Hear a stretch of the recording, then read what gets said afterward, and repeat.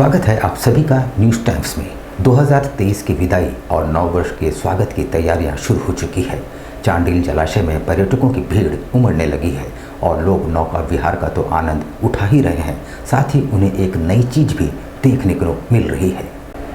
Picnic के इस मौसम में चांडिल जलाशय में अब पर्यटकों की भीड़ उमड़ने लगी है। वे नौका विहार के साथ साथ एक नई चीज़ भी देख रहे हैं, जब मोती की खेती और मोती की खरीदारी भी होने लगी है। जलाशय में केज कल्चर के माध्यम से मछली की खेती होती है, साथ ही मोती की खेती भी अब आरंभ हो चुकी है। फिलहाल मोती की मार्केटिंग की समस्या बनी हुई है, जिसे विस्थापित बुद्धेश्वर टूडू ने सरकार से इस सुविधा को मुहैया कराने की मांग की है। सरायकेला खरसुआ जिले के बहुउद्देशीय परियोजना के तहत बनाया गया ये डैम विस्थापित हुए 116 गांव के 84 मोहल्ला के ग्रामीण विस्थापन के शिकार हुए हैं। चांडिल के गोगोडी निवासी बुद्धेश्वर टूडू द्वारा पहली बार लाखों रुपए इन्वेस्ट कर चांडिल डैम जलाशय नौका विहार में 15,000 सीप छोड़े गए हैं। ठंड के समय छोड़ने से मोती की अच्छी क्वालिटी उत्पन्न होती है। सीप को कुछ दिन तक भूखे रखने पर जल्द सीप का मुंह खुल जाता है और सीजर करने के समय सहज रूप से सीप के अंदर न्यूक्लियसी डाला जाता है। इस बार 2 प्रकार के न्यूक्लियसी सीप के अंदर, जैसे रिंग के लिए और लॉकेट के लिए डाले गए हैं। सिर्फ मार्केटिंग की ज़रूरत है। डाला गया है जो यहाँ पे जो सिप मिलती है चांडिल डैम में या आसपास के जो जैसे आपका गालूडी की तरफ से जो सिप मिलता है वो सब वहाँ के सिप भी यहाँ पे डालते हैं हम लोग। और ये फर्स्ट टाइम है और ये एक हिसाब से ट्रायल था कि यहाँ पे चांडिल डैम में इस पानी में हो पाएगी कि नहीं पाएगी। तो लगभग अभी देखा जा रहा है कि रिजल्ट सबके सामने है कि मोती ऑलरेडी तैयार हो चुकी है, लेकिन मार्केट मिलने में हमें थोड़ी सी दिक्कत होती है, क्योंकि विभाग की तरफ से ऐसी कोई मोती फार्मिंग के लिए अब तक कोई इस तरह का पहल नहीं किया गया है। बाकायदा हम लोग इसको ज़िला में भी ले जा गए थे इस मैटर को कि यहाँ पे मोती फार्मिंग हो रही है, तो सरकार की तरफ से अगर कुछ बढ़ावा मिले या कुछ मार्केट किसानों को दिया जाए यहाँ के जो मोती फार्मिंग कर रहे हैं उनको। तो मोती खेती देखकर बहुत अच्छा लगा हम लोग को। पहली बार हम लोग जान रहे कि डैम में ही आपके साथ और पर्यटक को क्या अनुभव? हम लोग के अलावा और पर्यटकों को बोलेंगे हम लोग कि मोती का भी वहाँ चाष होता है और यहाँ पर जो हम लोग स्टॉल भी लगाए जाते हैं। स्टॉल में लगाया जाता है, बहुत अच्छा काम है। और तो पर्यटक हम लोग इसका प्रचार प्रसार भी किया जाएंगे हम लोग की तरफ से। लोकसभा चुनाव निकट है और जिला प्रशासन ने इसकी तैयारियां भी शुरू कर दी है। बुधवार को बिष्टपुर स्थित माइकल जॉन ऑडिटोरियम में सेक्टर ऑफिसर और सेक्टर पुलिस ऑफिसर के लिए प्रशिक्षण का आयोजन किया गया। 2024 की शुरुआत में लोकसभा चुनाव होना है, ऐसे में तैयारियां युद्ध स्तर पर जारी है। इसी तैयारी के आलोक में सेक्टर ऑफिसर और सेक्टर पुलिस पदाधिकारी को विशेष प्रशिक्षण बिष्टपुर स्थित माइकल जॉन प्रेक्षागृह में ईरो द्वारा दिया जा रहा है। इतना ही नहीं, CCR DSP अनिमेश गुप्ता द्वारा भी सभी ऑफिसरों को चुनाव के दौरान किस तरह से अपने कार्य का निष्पादन करना है, सूक्ष्म से लेकर बड़ी जानकारी उन तक साझा की जा रही है। के प्रशिक्षण का आज कार्यक्रम रखा गया है, जिसमें डिप्टी इलेक्शन ऑफिसर मैडम हैं और तमाम ज़िले के जितने भी इलेक्टोरल रजिस्ट्रेशन ऑफिसर्स हैं वो लोग इसमें पार्टिसिपेट कर रहे हैं। तो जितने भी सेक्टर पुलिस ऑफिसर्स डेजिग्नेटेड हैं प्लस सेक्टर मजिस्ट्रेट्स, उन सबको आज बुला करके उनको बेसिक ट्रेनिंग दी जा रही है कि आपको प्री पोल, ड्यूरिंग पोल, आफ्टर पोल क्या आपसे अपेक्षित है। टाटा स्टील खेल विभाग की ओर से 24 से 31 दिसंबर के बीच शहर में विंटर स्पोर्ट्स फेयर का आयोजन किया जा रहा है। इसकी जानकारी एक प्रेस वार्ता के जरिए दी गई है। इस कैंप का उद्देश्य है युवा पीढ़ी के बीच फिटनेस, वेलनेस और स्वस्थ जीवन शैली को अपनाने के लाभों के बारे में जागरूक लाना और उन्हें खेल गतिविधियों में शामिल होने के लिए प्रोत्साहित करना। उद्घाटन समारोह 24 दिसंबर को होगा और शिविर का समापन 31 दिसंबर को पुरस्कार वितरण के साथ होगा। एक्चुअली हम लोग चाहते हैं कि जो भी जमशेदपुर के वासी हैं वो स्पोर्ट्स को ऐसे इन्वाइब करें जैसे कि आदमी सुबह से उठता है और उसका दिनचर्या होता है, उसमें स्पोर्ट्स का भी एक पार्ट होना चाहिए, क्योंकि फिटनेस और हेल्थ और वेलनेस सबसे ज़्यादा इम्पॉर्टेंट है हम लोगों के लिए। और जो भी हम कैंप्स कर रहे हैं, चाहे वो समर कैंप हो या फर्स्ट टाइम हम लोग अभी विंटर कैंप का ट्रायल करेंगे कैसे चलता है ये। आइडिया यही है कि एक बार आप स्पोर्ट्स में जाते हैं तो उसकी आदत पड़ती है और जितने बच्चे उसमें इन्वॉल्व रहेंगे होपफुली वो इसको कैंप तक ही नहीं सीमित रखेंगे, उसके बाद भी उसको आगे कैरी फॉरवर्ड करेंगे। आपसी प्रेम और भाईचारा के संदेश को लेकर कुल 22 राज्यों में सद्भाव यात्रा की शुरुआत की गई है। आज यात्रा के शहर पहुंचने पर एटक द्वारा इसका स्वागत किया गया।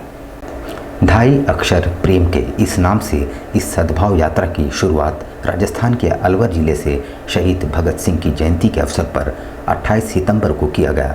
राजस्थान से लेकर अन्य राज्यों का भ्रमण करती हुई ये यात्रा 8 दिसंबर को झारखंड में प्रवेश की और 12 दिसंबर के बाद ये यात्रा अन्य राज्य के लिए कूच कर गई।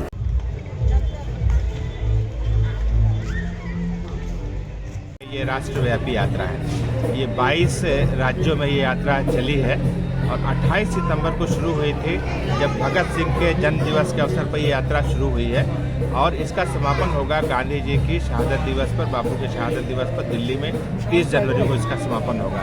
और 22 राज्यों में एक के बाद एक राजस्थान से शुरू हुआ, फिर पंजाब हुआ, फिर उत्तर प्रदेश हुआ, फिर बिहार हुआ, फिर कर्नाटक हुआ, फिर अभी झारखंड चल रहा है, इसके बाद तमिलनाडु है, फिर और दूसरे जो राज्य है वहाँ ये यात्रा चलेगी। बागबेड़ा हाउसिंग कॉलोनी में निर्बाध जलापूर्ति योजना के लिए बिष्टपुर स्थित फिल्टर पंप हाउस में 75 HP का नया मोटर पंप सेट का उद्घाटन विधायक संजीव सरदार ने किया। इससे 1140 क्वार्टर वाली बागबेड़ा हाउसिंग कॉलोनी के 15,000 लोग लाभान्वित होंगे। विधायक संजीव सरदार ने कहा कि विगत कई वर्षों से बागबेड़ा कॉलोनी वासियों की मांगें पूरी हो गई है। उन्होंने कहा कि नई मोटर पंप सेट लगाकर बागबेड़ा हाउसिंग कॉलोनी को एक तोहफे के तौर पर दिया जा रहा है, जिसे कदापि भुलाया नहीं जा सकता। उन्होंने आगे कहा कि ब्रिटिश जमाने के लगे मोटर पंप सेट से बागबेड़ा हाउसिंग कॉलोनी वासियों को नियमित रूप से पानी की आपूर्ति नहीं होने पर काफ़ी दिक्कतों का सामना करना पड़ रहा था।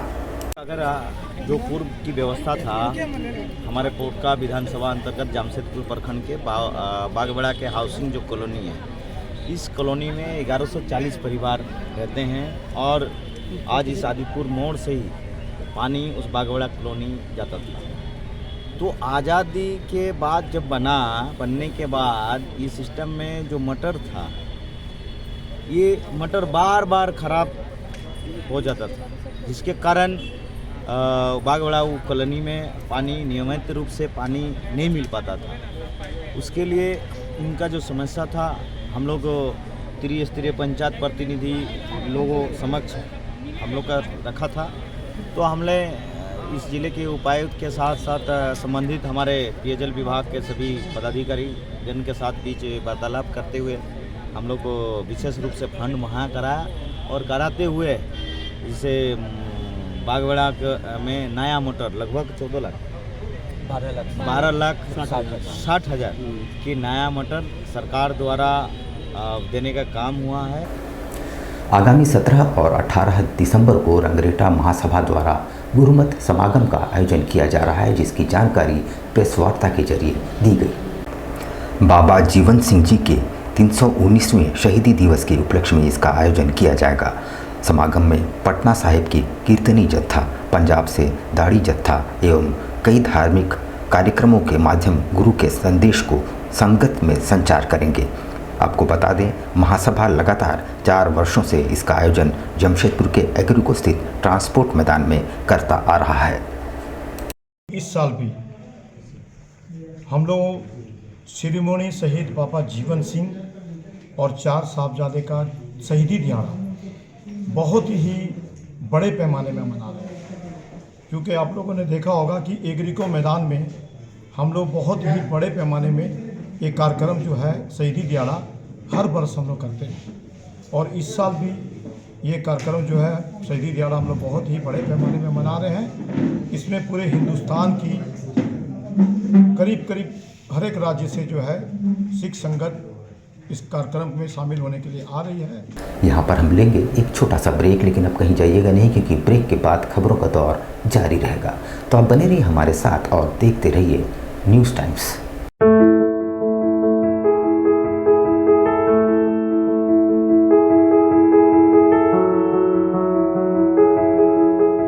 कैसे हो मनोज? ठीक है भैया। ठीक तो बोल रहे हो, ठीक तो दिख नहीं रहे हो। तुम्हारे उम्र में तो हम 10-10 किलोमीटर दौड़ जाया करते थे। सारे लोग टहल रहे हैं, तुम सुस्त बैठे हो। वो क्या है ना भैया कि थोड़ा प्रॉब्लम हो गया है। प्रॉब्लम? हम तुम्हारे बड़े भाई जैसे हैं, तुम अपना समस्या बताओ हमको, हो सकता तुम्हारी समस्या का समाधान हमारे पास हो। वो क्या है ना भैया कि हमको पाइल्स हो गया है। बहुत सारे डॉक्टर को दिखाया लेकिन कहीं पे कोई आराम नहीं मिला। बस इसी को लेकर परेशान है। चलो तुमको हम कहीं ले चलते हैं, हमको भी हुआ था, आज देखो हम ठीक हैं। कहाँ भैया? है हमारे एक परिचय के। वहाँ जाने से ठीक हो हाँ, जाएगा? एकदम ठीक हो जाएगा। पक्का ना? हाँ हाँ पक्का।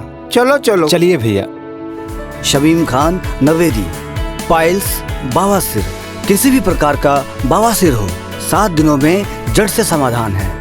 Shamim Khan नवेदी, दातकेडी 9308081071 9031612032।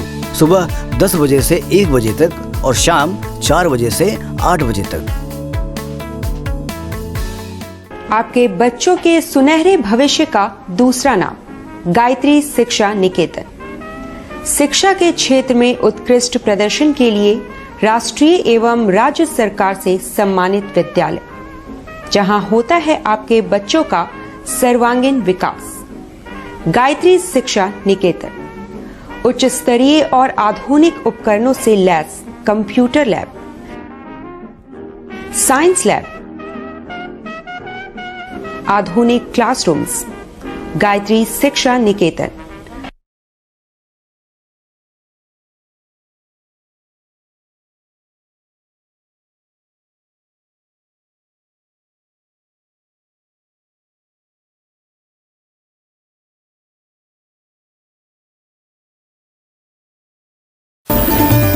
Indian Bakery, specialist in cakes and confectionery items. Online booking facilities. Specialist in all types of patties, cakes, cookies, pizza, burger, hot dog, eggless cake, birthday cake, anniversary cakes, wedding cakes,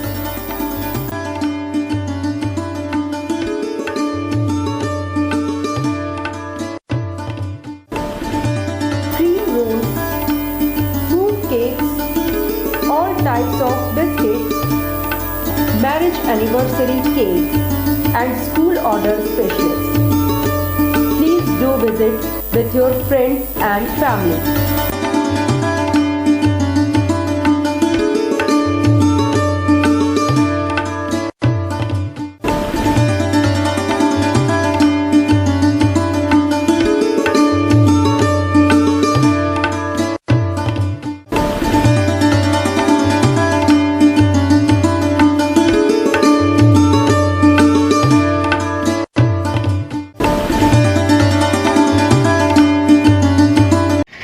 दिसंबर का किस तरह cake का demand रहता है?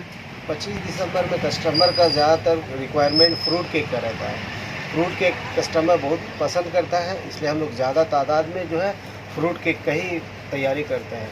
25 दिसंबर में जैसे ये आपका वॉलनट केक हो गया, ब्राउनी केक हो गया, इस तरह का केक का डिमांड बहुत ज़्यादा रहता है कस्टमर का।